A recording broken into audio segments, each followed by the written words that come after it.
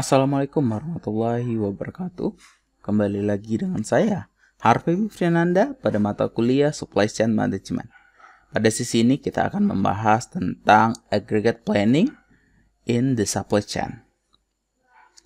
Pada sesi ini kita akan membahas bagaimana perencanaan agregat yang digunakan untuk membuat keputusan tentang produksi, outsourcing, inventaris, dan backlog dalam supply chain. Di sini kita akan mengidentifikasi juga informasi apa saja yang diperlukan untuk menghasilkan perencanaan agregat ini dan menguraikan trade-off dasar yang harus dilakukan untuk membuat perencanaan agregat yang optimal. Yang pertama kita lihat peranan agregat perencanaan dalam supply chain. Berbicara dengan peranan, coba kita bayangkan sebuah dunia di mana pembuatan atau manufaktur produk, transportasi, gudang, bahkan kapasitas informasi semuanya tanpa batas dan gratis.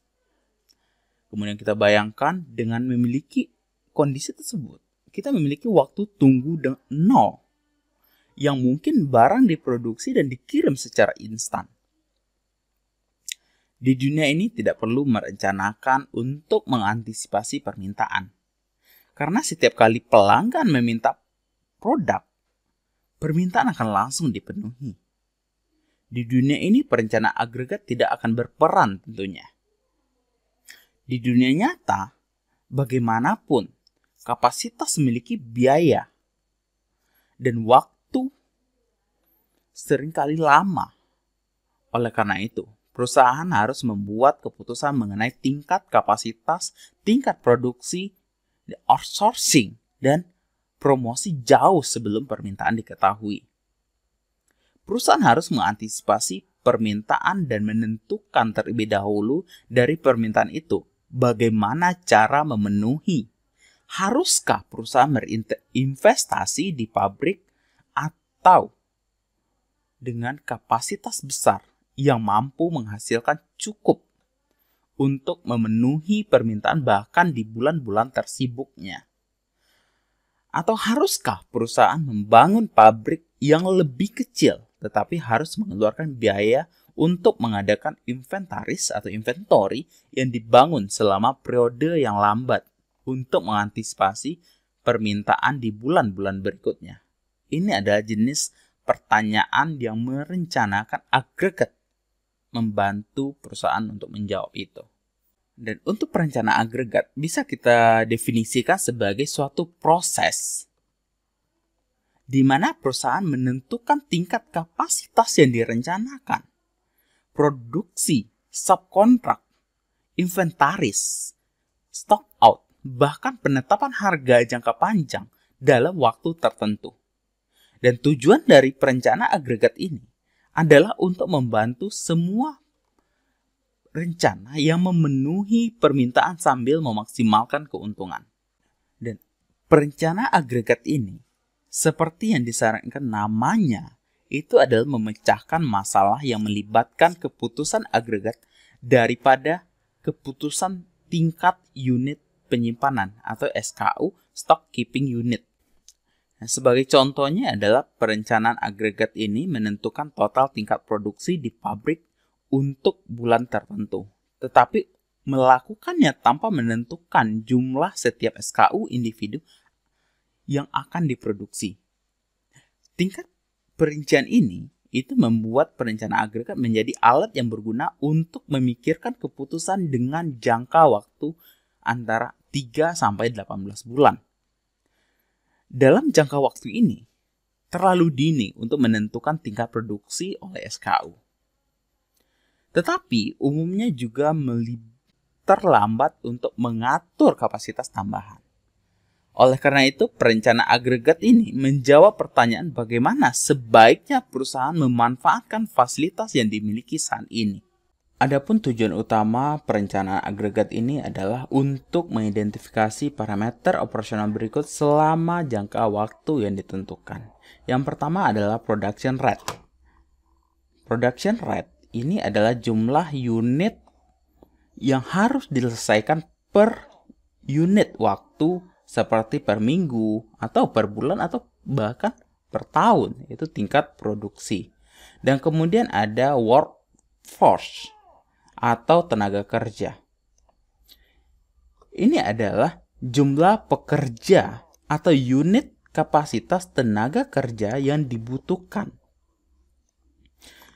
Dan ketiga adalah overtime atau lembur. Itu adalah jumlah produksi lembur yang direncanakan.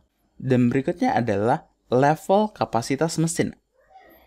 Ini adalah jumlah unit kapasitas mesin yang dibutuhkan untuk produksi.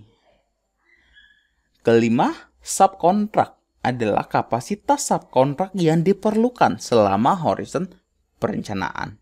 Ketujuh, itu adalah backlog, adalah permintaan tidak puas pada periode di mana ia muncul tetapi dibawa ke periode mendatang. Dan terakhir ada persediaan yang ada atau inventory on hand yang kita miliki. Ada persediaan yang direncanakan dan akan dibawa dalam berbagai periode dalam horizon perencanaannya. Rencana agregat ini berfungsi sebagai blueprint yang dengan pandangan luas untuk operasi dan menetapkan parameter di mana keputusan produksi dan distribusi jangka pendek dibuat. Rencana agregat memungkinkan rantai pasok untuk mengubah alokasi kapasitas dan mengubah kontrak pasokan. Idealnya, semua tahapan rantai pasok harus bekerja sama pada rencana agregat untuk mengoptimalkan kinerja rantai pasok atau supply chain. Jika setiap tahapan mengembangkan rencana agregatnya sendiri secara mandiri, maka sangat tidak mungkin bahwa semua rencana akan bertautan secara terkoordinasi. Kurangnya koordinasi ini itu akan mengakibatkan kurangnya dan kelebihan pasokan dalam rantai pasok. Oleh karena itu, penting untuk membentuk rencana agregat dalam cakupan yang luas dari rantai pasok yang ada. Ya, kita lanjutkan pada aggregate planning problem. Ya, kita tahu rencana agregat ini adalah bertujuan untuk memenuhi permintaan dengan cara yang memaksimalkan keuntungan bagi perusahaan. Mengingat perkiraan permintaan untuk setiap periode dalam horizon perencanaan, kita tentunya harus menentukan tingkat level produksi, level inventaris, level kapasitas, baik untuk internal maupun outsourcing, dan segala simpanan permintaan atau backlog atau permintaan yang tidak terpenuhi untuk setiap periode yang memaksimalkan laba perusahaan di atas horizon perencanaan. Untuk membuat perencana agregat ini, perusahaan harus menentukan horizon perencanaan. Horizon perencanaan ini adalah periode waktu di mana rencana agregat menghasilkan solusi yang biasanya antara 3 sampai 18 bulan. Perusahaan juga harus menentukan durasi setiap periode dalam horizon perencana ini, misalnya minggu, bulan, atau kuartal. Secara umum, perencana agregat berlangsung selama berbulan-bulan atau 4 bulan. Selanjutnya, sebuah perusahaan menentukan informasi kunci yang diperlukan untuk menghasilkan rencana agregat dan untuk membuat keputusan yang mana rencana agregat akan mengembangkan rekomendasi. Di bagian ini, informasi dan rekomendasi ini ditentukan untuk masalah perencanaan agregat generik. Adapun beberapa yang menjadi kebutuhan dalam perencanaan agregat ini, yang pertama adalah perkiraan permintaan agregat yang biasanya disingkat dengan FT untuk setiap periode T dalam horizon perencanaan yang melampaui periode T. Dan kemudian adalah biaya produksi. Biaya produksi ini terbagi dalam 3. Yang pertama adalah biaya tenaga kerja, di mana itu yang dibutuhkan ada waktu reguler. Ya, biaya dibagi per jam, dan biaya lembur itu adalah biaya gajinya dibagi per jam. Kemudian biaya produksi, subkontrak. Biaya dibagi unit atau biaya dibagi jam.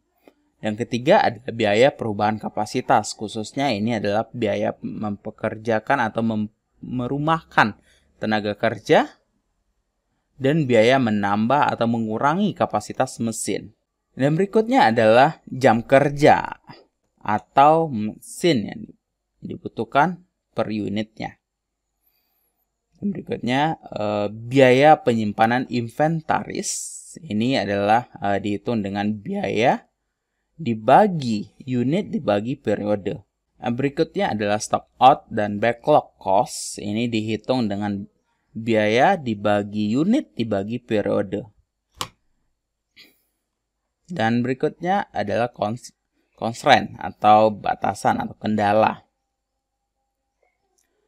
Constraint ini terdiri dari beberapa hal. Itu yang pertama adalah batas waktu lembur, kemudian batas PHK, itu batas modal yang tersedia, dan kemudian batas pada stock out dan backlog, dan terakhir adalah batasan atau constraint pada supplier dan enterprise atau perusahaannya. Dengan menggunakan informasi-informasi tadi, tentunya perusahaan dapat membuat penentuan berikut melalui perencanaan agregat. Yang pertama adalah kuantitas produksi dari waktu reguler, lembur, dan waktu subkontrak. Ini digunakan untuk menentukan jumlah pekerja dan tingkat pembelian dari supplier. Dan berikutnya, inventory holding atau inventory health. Ini digunakan untuk menentukan ruang yang dibutuhkan oleh gudang untuk penyimpanan dan modal kerja yang dibutuhkan. Yang ketiga adalah quantity atau jumlah dari backlog dan stock out. Ini digunakan untuk menentukan tingkat layanan kepada pelanggan. Keempat adalah peningkatan atau penurunan kapasitas mesin. Ini digunakan untuk menentukan apakah peralatan produksi baru harus dibeli atau peralatan yang tersedia itu tidak dapat digunakan lagi. Rencana permintaan yang buruk juga dapat mengakibatkan sejumlah besar investasi dan kapasitas berlebih, sehingga meningkatkan biaya. Oleh karena itu, perencanaan agregat adalah alat penting untuk secara optimal mencocokkan penawaran dan permintaan. Nah, pada video ini kita cukupkan sampai di sini dulu. Kita di sini setidaknya sudah bisa menjawab 3 pertanyaan ini. Yang pertama, jenis keputusan apa yang paling baik yang dapat diselesaikan dengan perencanaan agregat ini? Dan kemudian ada apa pentingnya perencanaan agregat ini sebagai kegiatan dari supply chain? Ketiga adalah jenis informasi apa yang diperlukan untuk menghasilkan rencana agregat. Nanti di video berikutnya kita akan coba bahas untuk apa trade-off dasar yang membuat manajer dapat menghasilkan rencana agregat dan bagaimana masalah perencanaan agregat ini dirumuskan dan diselesaikan dengan menggunakan Microsoft Excel. Dan itu dulu saya akhiri sampai di sini. Jika seandainya ada penyampaian yang kurang tepat, ada teori-teori yang salah yang tidak dipahami atau yang bertentangan dengan teori yang ada, ya silakan ditanyakan, dikomentari. Saya akhiri sampai di sini. Assalamualaikum warahmatullahi wabarakatuh.